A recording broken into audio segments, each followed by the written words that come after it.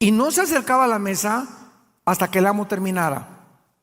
Entonces, cuando el amo terminaba, tomaba la servilleta, se limpiaba las barbas, las puntas de las manos y las manos, y si la servilleta la ponía así desordenadamente, el siervo daba a entender, o le daba a entender al siervo, que podía venir a recoger la mesa, que ya no iba a regresar.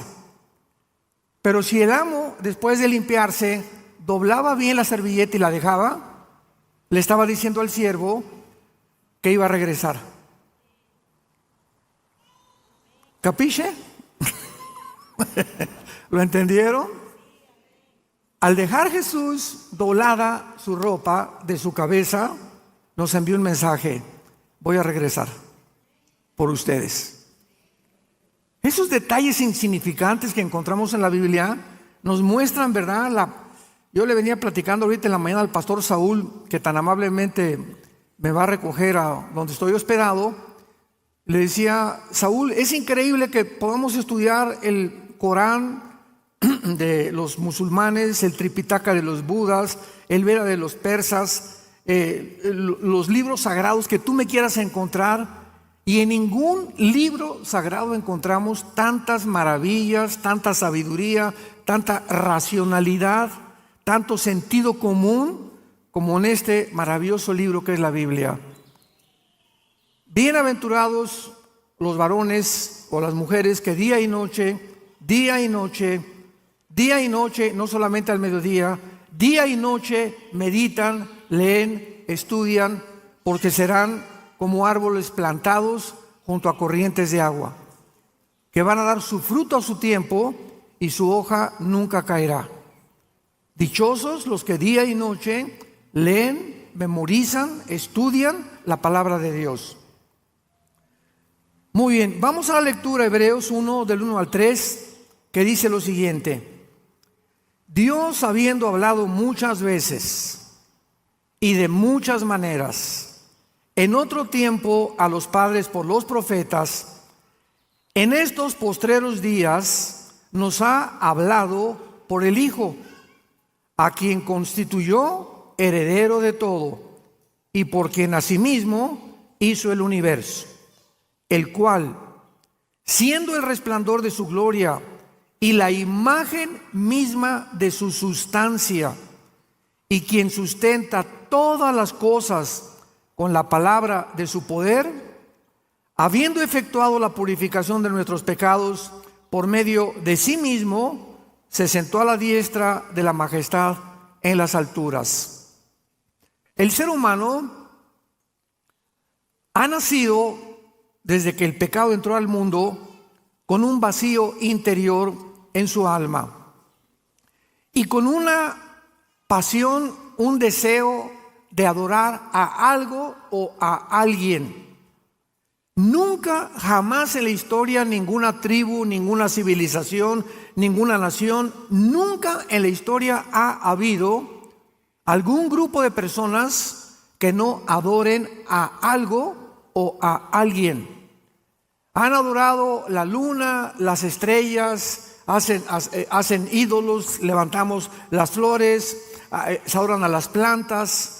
Los primeros pobladores de Estados Unidos, Norteamérica, los Cheyennes, los Cherokees, los Sioux, adoraban los espíritus que decían que estaban en los árboles, etcétera, etcétera, porque algo nos muestra la necesidad de trascender y de encontrar a algo o a alguien que nos pueda responder o con quien nos podamos comunicar.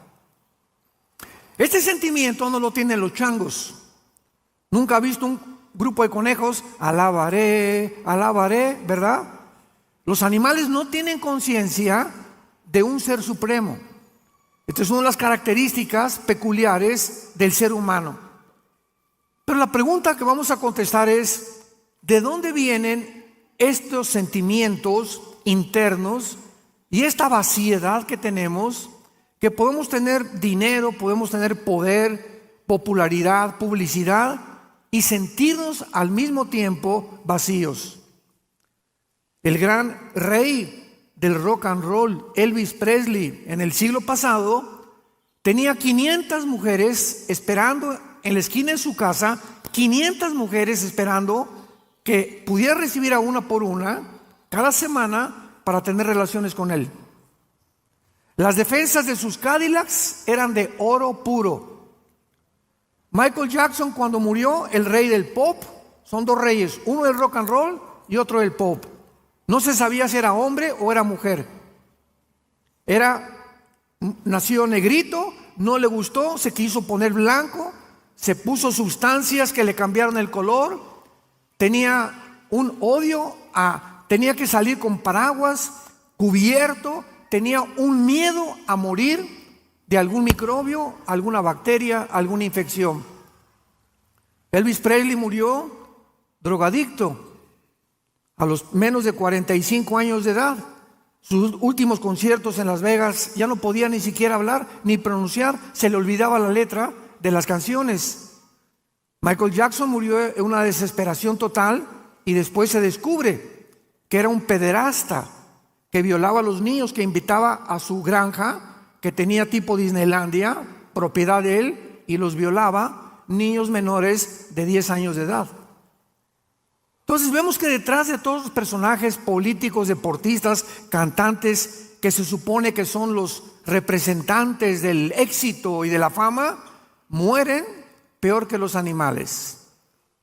Nunca encontraron la respuesta a esa vaciedad. Elvis Presley la buscó en las mujeres, en la fama, Michael Jackson en los niños. Imaginémonos, qué manera más desperdiciada de vivir, ¿verdad? Y en Eclesiastés 3:11, el rey Salomón nos da la respuesta. Dios hizo todas las cosas buenas en su tiempo. Eclesiastés 3:11. Y Dios puso la eternidad en el corazón humano, sin que el hombre entienda las cosas que Dios ha hecho. Entonces, desde que nacemos los seres humanos, llámense chichimecas, tlaxcaltecas, olmecas, sioux, cheroques, aucas del Ecuador, lacandones o en el Brasil o lo que sea, no importa a través del mundo el tipo de ser humano, todos nacemos con la eternidad. ¿Qué significa esto? Que sabemos que de alguna manera la vida no lo es todo. Y por eso los aztecas le sacaban el corazón y lo ofrecían ¿a quién? A los dioses, para calmar su ira. Los tribus en Estados Unidos, los cherokees, los sioux, los cheyennes, creían, ¿verdad? Y los ponían y quemaban a sus muertos sabiendo que su alma iba a subir a algún lado. Pero hay siempre esta existencia, los budistas, los musulmanes, todos, ¿verdad? De alguna manera sabemos, los hindúes tienen a Vishnu, a Shiva, sus dioses, sabiendo que están fuera de nuestra naturaleza y de nuestra dimensión, y que hay algo que tenemos que hacer para agradarlos.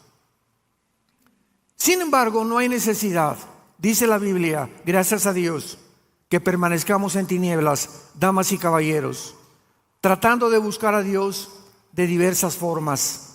¿Por qué? Porque Dios se ha revelado.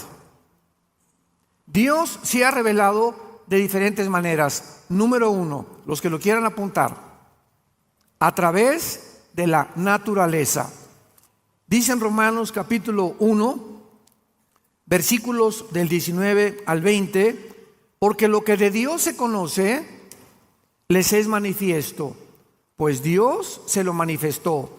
Porque las cosas invisibles de Él, su eterno poder y deidad, se hacen claramente visibles desde la creación del mundo, siendo entendidas por medio de las cosas hechas, de manera que no tienen excusa.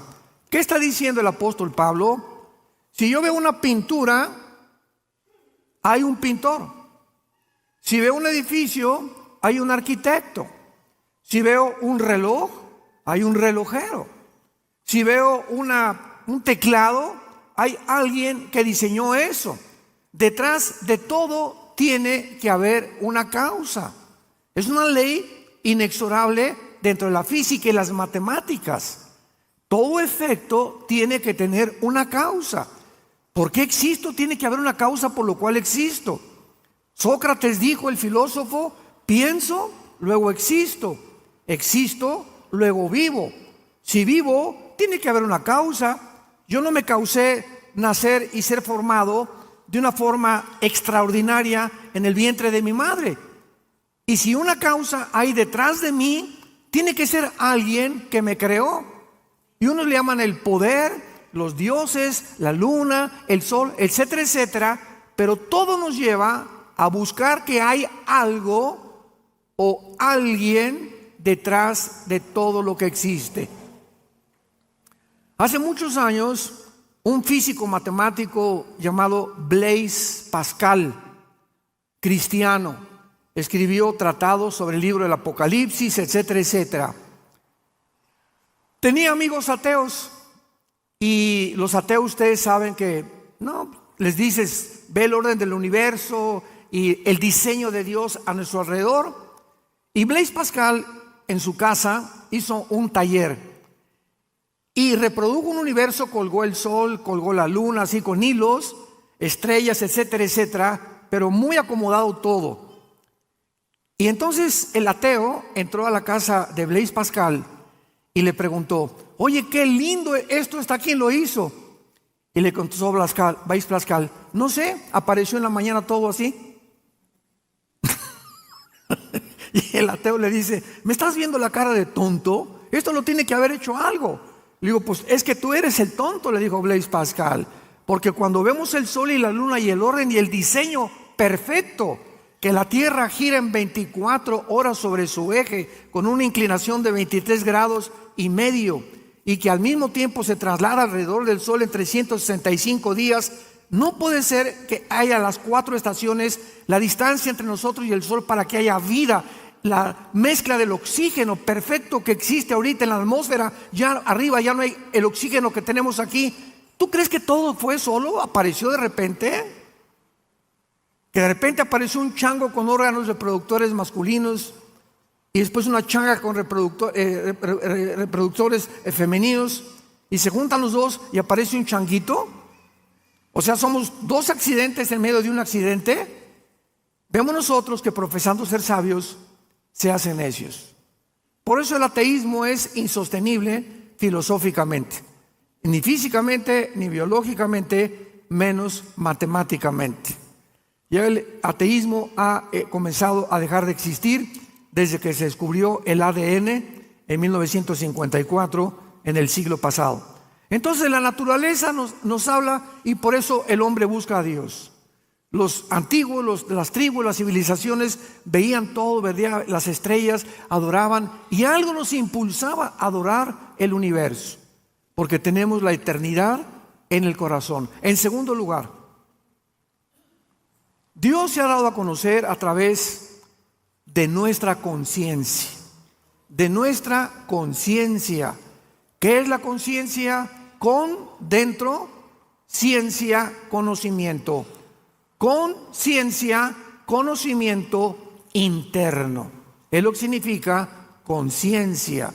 Entonces tenemos un conocimiento innato, adherido a nuestra alma, que nos premia o nos juzga de acuerdo a nuestras acciones. La materia no lo pudo haber creado. Dile a tu maestro en la universidad, bueno, ¿qué explicación tiene usted de los ateos del universo? El Big Bang. ¿Qué es eso, maestro? Pues que hubo una explosión y se formó todo. Muy bien, vamos a seguir una línea de lógica elemental, querido maestro. Si hubo una explosión, ¿quién la produjo? ¿Chita? ¿Qué había detrás de la explosión? Porque todo efecto tiene una causa.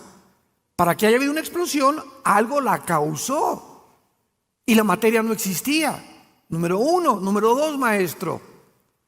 La materia no piensa. Ok, vino una explosión, se formó todo, pero ¿quién formó el cerebro? El pensamiento, la conciencia. ¿Quién puso dentro del ser humano este sentimiento de la eternidad. La materia, las piedras no ponen, ni tampoco pueden hablar, ni pueden comunicar lo que nosotros hacemos. Entonces nos damos cuenta que cuando nosotros hacemos algo bueno, nos sentimos bien. Un ejemplo es el mismo Al Capone, el gran gángster del siglo XX, 1920, 1930, que gobernó Chicago. Era el rey de la mafia, Al Capone. ¿Saben lo que hacía Al Capone para tranquilizar su conciencia? En diciembre se disfrazaba de Santa Claus. Y se ponía, nadie sabía que era Al Capone, y se ponía afuera de escuelas a repartir dulces a los niños. Y al llegar a su casa, pues se persinaba, hice una obra buena por lo menos, ya me perdonas, ¿verdad, Diosito? Y al otro día agarraba la ametralladora y mataba a 500 personas. De alguna forma, buscamos la forma de apagar la voz interior de la conciencia que nos atormenta. Cuando tú haces algo malo, te quita el sueño, no puedes dormir, sientes que tienes que pedir perdón.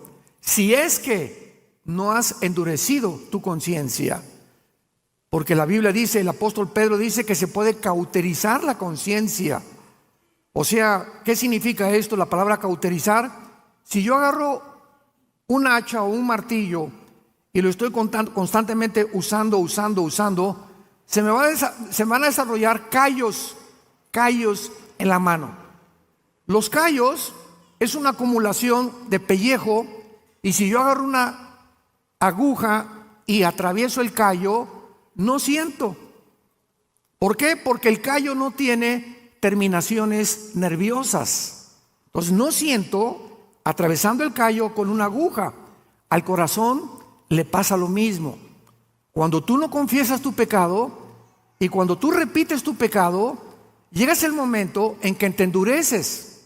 Rechazas a Dios y no quiero oírlo, y no es cierto. Y llega un momento en que te endureces en tu corazón, tu conciencia. Y cuando ya oyes la palabra, ya no sientes nada.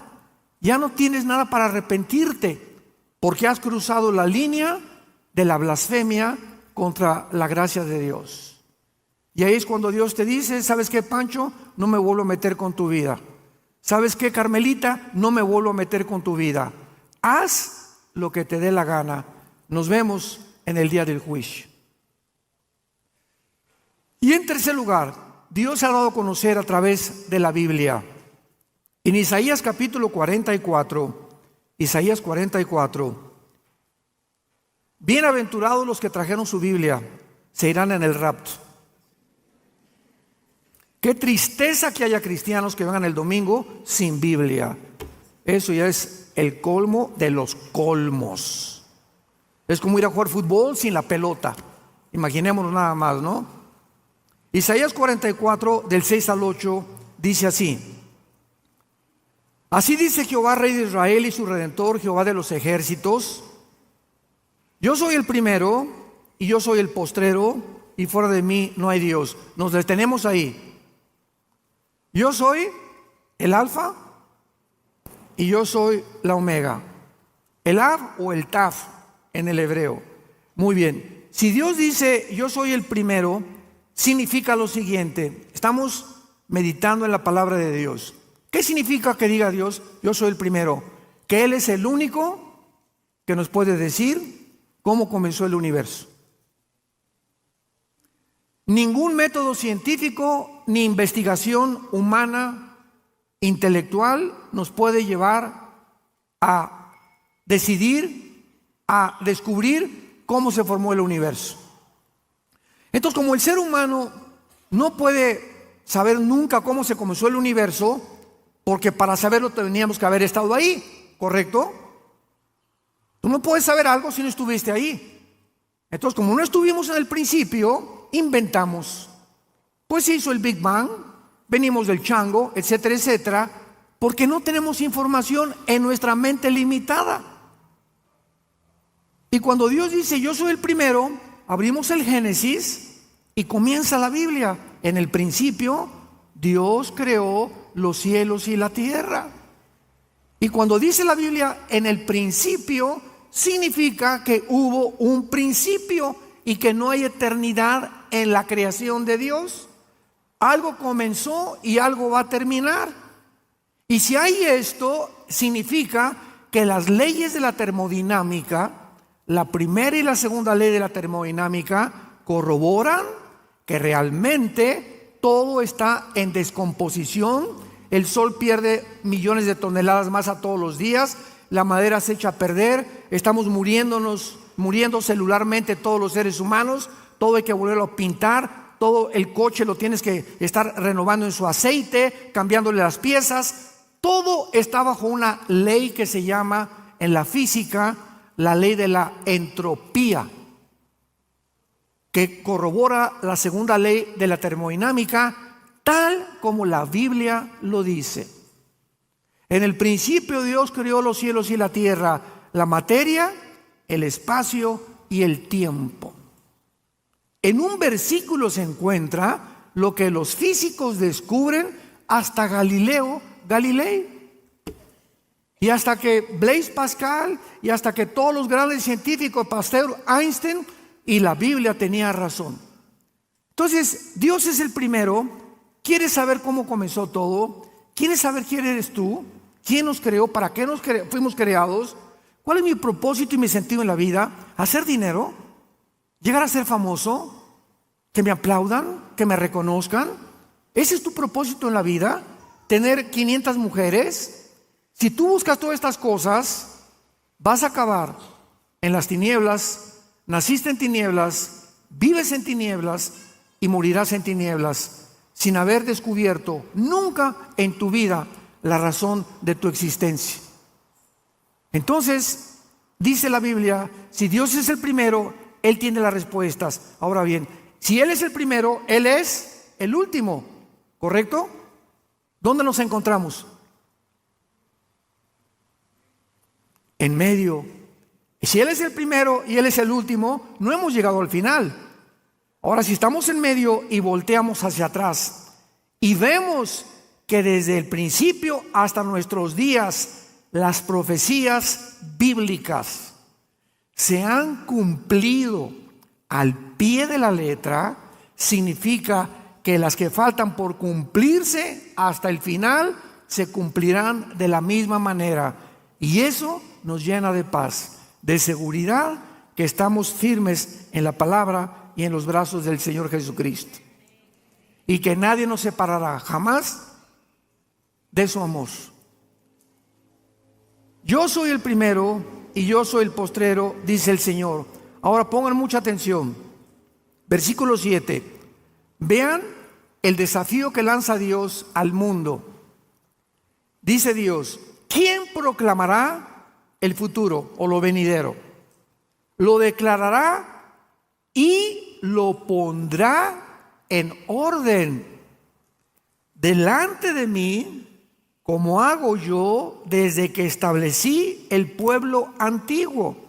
Dice Dios: tráiganme a Jim Dixon, tráiganme a Walter Mercado, tráiganme a todos los que se dicen adivinos o disque profetas. A ver, vengan para acá. Díganme y háganme una cronología de toda la historia. No, pues es que Nostradamus hizo profecías que se cumplieron el 20% y el 80% nunca se cumplieron. Y hay una ley en la Biblia que dice que si un profeta se atreve a hablar y a anunciar algo futuro y no se cumple el 100%, no el 99,9%, si no se cumple el 100%, es un falso profeta. Jim Dixon, 2 semanas antes que mataran al presidente Kennedy, una mujer fue al New York Times en Nueva York y les dijo: veo sangre en Dallas, Texas, 1961-62, cuando mataron al presidente John Kennedy en Dallas, Texas. Veo sangre y fue así, mataron a Kennedy, tal como ella lo dijo. Pues se hizo famosa y todo el mundo la quería consultar. De ahí en adelante, ella se va a Nueva Jersey y luego se fue a otro estado en Nueva York para que pudiera dar conferencias de qué iba a pasar en el mundo nunca jamás volvió a dar ninguna otra profecía. Todas se equivocó. ¿Qué significa esto? Que el diablo muchas veces toma personas para poderles hacer creer a la gente que son profetas. Pero la única profecía se encuentra aquí. La Biblia es un libro sellado y acaba diciendo en Apocalipsis: si alguien le agrega algo o le quita algo a este libro, las maldiciones de la ley caerán sobre él. Una vez me encontré una persona que me dijo: oye, tengo una profecía. Y le dije: escríbele en un papel y ponle segunda de Pancho 3:1 y pégasela a la Biblia. Porque si hay algo más que Dios nos quiera decir, entonces la Biblia está incompleta. La Biblia es una revelación completa o no completa. Porque si algo le falta, entonces no es la palabra de Dios. Quedó incompleta la revelación de Dios. Y la Biblia es algo que ya está totalmente, y a Dios lo que Él quiso revelarnos se encuentra en la Biblia. A la ley y al testimonio, dijeron los profetas hebreos. Esto es muy importante para que podamos comprender que en la Biblia encontramos el orden de la historia. Maestros de la escuela que nos acompañan, hace 2600 años, el libro de Daniel, hace 2600 años, 600 años antes de Cristo, Daniel escribe todos los imperios que iban a haber desde hace 2600 años hasta la venida de Jesucristo. Y comienza Daniel diciendo: se va a levantar Babilonia, porque él vivió en Babilonia, que es la nación de Irak actualmente. De acuerdo a la historia, dice Daniel, se va a levantar otro imperio, los medos persas, que es actualmente Irán. Y así la historia lo comprobó. Y ya Daniel se murió. Y dijo: y después vendrá otro imperio, que fue Grecia. Alejandro el Magno derrotó a los medos y a los persas en el año 300 antes de Cristo. Muere Alejandro el Magno y se reparte su imperio en sus 4 generales, en Siria, en Egipto, en Turquía y en Macedonia. Y de ahí en adelante, ¿quién siguió a los griegos? El Imperio Romano, que está representado por las 2 piernas de la estatua de la visión de Daniel capítulo 2. Y después del Imperio Romano, ¿quién va a seguir? Viene el 7º imperio, ¿verdad? Porque el primero fue Asiria, Egipto, Babilonia, Medo-Persia, Griega y Roma, de acuerdo a Apocalipsis 17. El 7º imperio será posiblemente el Imperio Otomano, y en el último imperio será Jesucristo. ¿Quién le dijo a Daniel el orden de los imperios que la historia comprueba que se iban a cumplir? ¿Quién le dijo a Isaías que Cristo iba a nacer de una virgen? Por el amor de Dios, eso rompe la lógica. Cuando escribió Isaías, ha de haber tenido miedo. Oye, si yo publico esto, van a decir que estoy loco. ¿Cómo una virgen va a ser mamá? Si es mamá, pues ya no es virgen. Pero así le puso: nacerá de una virgen, que es la palabra alma en el hebreo, que significa una doncella entre 14 y 16 años que no ha tenido relaciones sexuales, que era María, que no es María, su nombre es Miriam en el griego. ¿Quién le dijo a Zacarías que iba a entrar Cristo en un burrito el domingo de Ramos cabalgando? ¿Quién le inspiró a David 1000 años antes el Salmo 22? Dios mío, ¿por qué me has desamparado? Sobre mi ropa echaron suertes. He sido derramado como cera, mi corazón fue como cera. Veo a los soldados. Describe la crucifixión de Cristo 1000 años antes. ¿Quién pondrá en orden la historia como lo hago yo? ¿Quién pudo describir 33 profecías se cumplieron cuando Cristo colgaba en la cruz? Nada más en el momento que Él colgaba, 33 profecías se cumplieron. Vemos pues que tenemos la Biblia como la revelación de la palabra de Dios. Regresamos rápidamente a Hebreos y veamos lo que la Biblia nos tiene que revelar acerca del Hijo de Dios. Dios, habiendo hablado muchas veces y de muchas maneras en otro tiempo a los padres por los profetas. En el Antiguo Testamento, Dios habló a través de sueños, visiones, y muchas veces, como Abraham, oyó la voz audible de Dios. Moisés, en Éxodo 3, cuando está con el arbusto, se aparece el ángel de Jehová y le habla a Moisés, y Moisés oye audiblemente la voz de Dios. Muy bien, todo esto perteneció al Antiguo Testamento. Mas ahora, en estos postreros días, en estos últimos días, que es de la cruz a nuestros días, Dios nos ha hablado por el Hijo. Dice la Biblia, para todos ustedes que también tal vez no sean cristianos, que a Dios no se le puede conocer a través de la meditación del budismo zen, metiéndote 2 churros de marihuana, en un viaje de LSD, ácido lisérgico, o tomando hongos de doña Sabina, que ella murió aquí en Oaxaca, muy famosa, que se ponían hasta como querían, ¿verdad? Con los hongos, buscando alguna experiencia hiperdimensional, siempre buscando nosotros experiencias que trasciendan, que nos revelen cosas misteriosas de la mente, etcétera, etcétera. Y muchos, yo me acuerdo que mi hermano, que fue el que me llevó a Cristo, estuvo con doña María Sabina 2 semanas. Le dije, con razón. No, gracias a Dios que se salvó, ¿verdad? Y está en sus 5 sentidos, es director del Instituto Teológico, no se vayan a asustar. Y me dijo claramente, ¿verdad? Cuando me puse y que estaba buscando a Dios, siempre me decía, con los amigos que fui, buscábamos a Dios y queríamos una experiencia así, para poder entender quién era Dios a través de métodos satánicos que el diablo quiere inducirnos para conocer a Dios. A Dios no lo puedes conocer a través de Buda, a Dios no lo puedes conocer a través de ninguna religión. Si algún ser humano quiere conocer a Dios, escucha esto con mucho cuidado.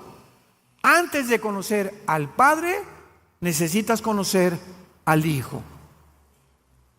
Primero tienes que encontrarte con Jesucristo para que Jesucristo te presente a su papá. Veamos esta verdad en Mateo capítulo 11, versículo 27. Qué importante es esta revelación. Dice así, Mateo 11,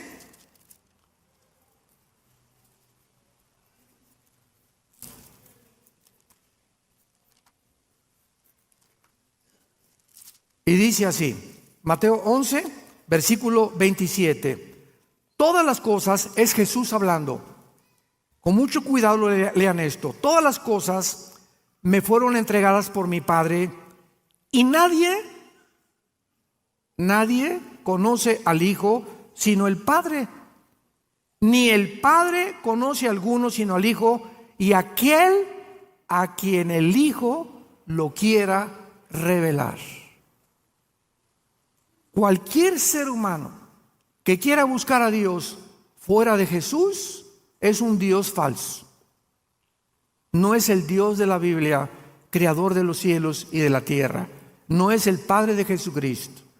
Primero, crees lo que Él hizo en la cruz, lo invitas a tu vida, entra en la forma del Espíritu Santo, y ya Cristo entrando a tu vida, el Espíritu nos quita y nos comienza a desempeñar las telarañas que teníamos en el cerebro mentales por el pecado, y entonces ya puedo venir a la Biblia con la mente de Cristo. Dice 1 Corintios 2 que tenemos la mente de Cristo, y puedo comenzar a entender quién es Jesús. Mientras tanto, vienen doctorados en filosofía, ciencias políticas, científicos como Stephen Hawking, el gran astrónomo inglés que decía que no existía Dios, y no importa lo inteligente que pueda ser el ser humano, se estrellan, chocan contra los pensamientos de Dios. porque vienen con su mente limitada, finita, porque somos seres finitos, y los pensamientos de Dios sobrepasan nuestros pensamientos. Entonces dice la Biblia que hay un velo en los seres humanos, un velo que no les permite ver el mundo real. Y mientras ese velo no se ha quitado, no puedes ver ni conocer a Dios. Nadie conoce al Hijo, al Padre, sino el Hijo y a quien el Hijo lo quiera revelar. Qué importante es eso para poder nosotros predicar a Jesús. Por eso predicamos a Jesús, porque cuando la persona recibe a Jesús, lo hemos introducido a la presencia de Dios, porque es Jesús el que nos lleva con su sangre y su muerte, nos abre el camino al lugar santísimo.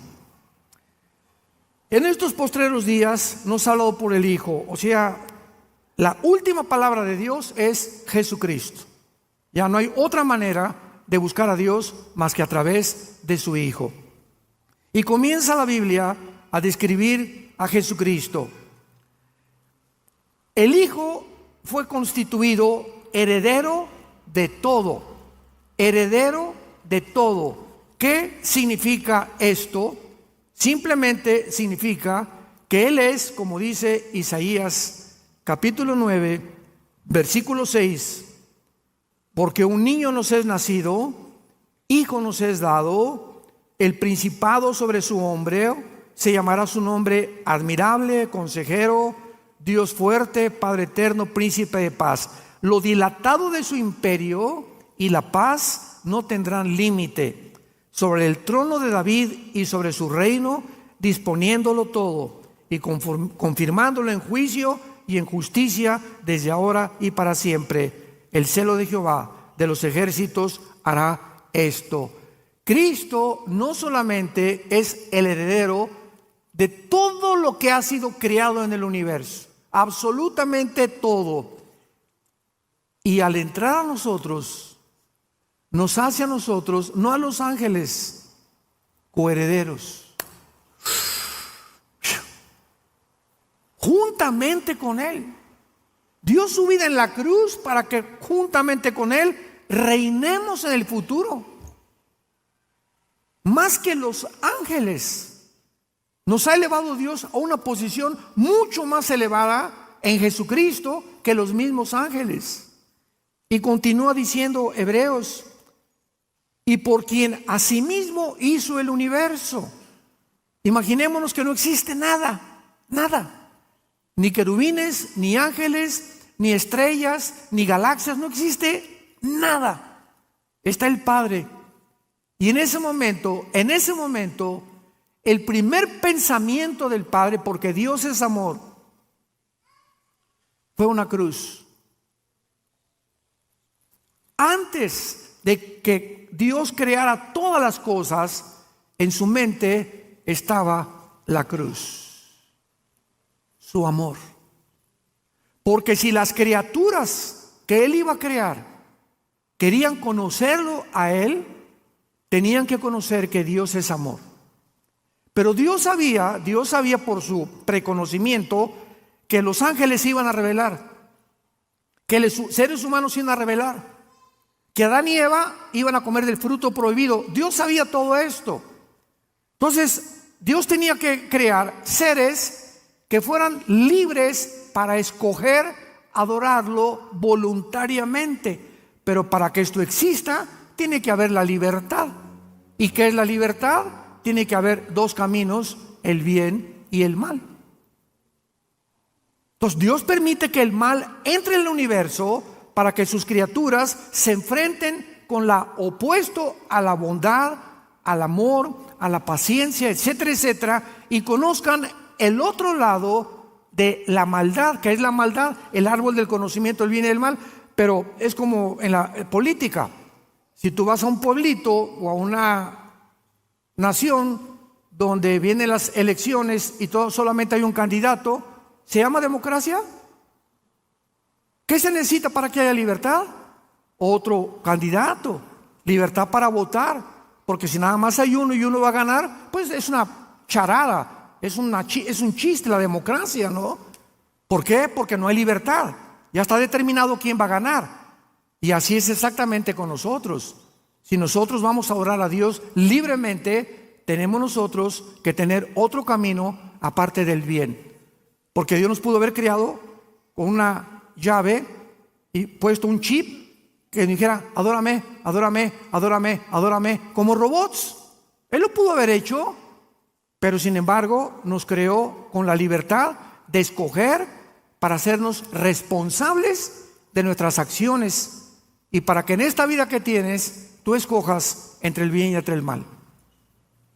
Jesucristo hizo, dice la Biblia, el universo. Él fue la razón de que existan las hormigas, los pájaros, la luna, Marte, el sol, las estrellas, las galaxias y todo lo que existe. Y ese creador por el cual todo fue hecho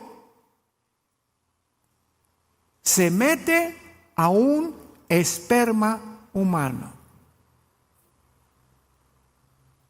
al vientre de María. Y el Espíritu Santo fertiliza el óvulo de María con el cromosoma Y, porque el Mesías tenía que ser varón. Entonces, el Mesías tenía que traer el cromosoma Y, que es el que determina el género de nosotros los varones. Las mujeres no tienen el cromosoma Y como lo tenemos nosotros. Entonces Dios puso el cromosoma Y, fertiliza el óvulo y ahí estuvo escondido 9 meses. Y nació como un niño, como tú y como yo. El creador de los cielos y la tierra. Y cuando nació, traigan al ginecólogo, el anestesiólogo, el hospital de Los Ángeles, en México, el mejor hospital. Ha nacido el creador del universo. ¿Dónde pusieron a Jesús? Las vacas, los borregos, en un pesebre, porque todos los moteles y hoteles estaban y las posadas estaban cerradas, porque era el tiempo de la Pascua, donde venían todos los extranjeros y cerraban todos los hoteles. No había lugar para que naciera el creador del universo.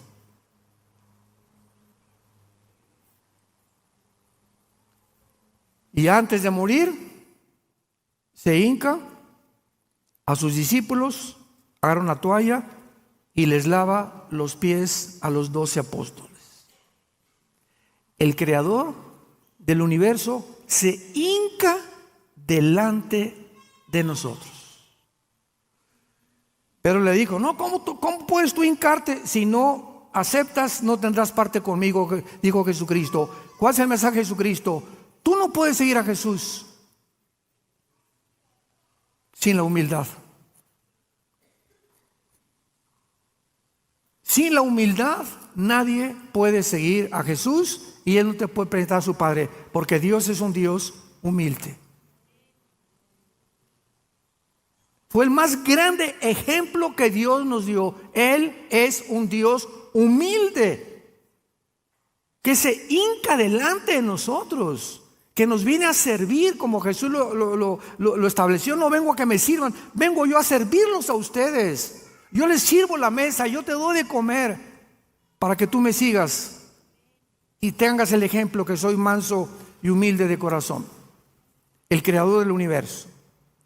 Y dice Hebreos que Jesucristo es el resplandor de la gloria y la imagen misma de su sustancia.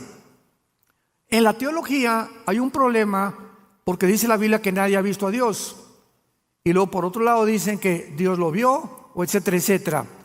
Eso se resuelve fácilmente con lo que acabamos de leer. Es el resplandor.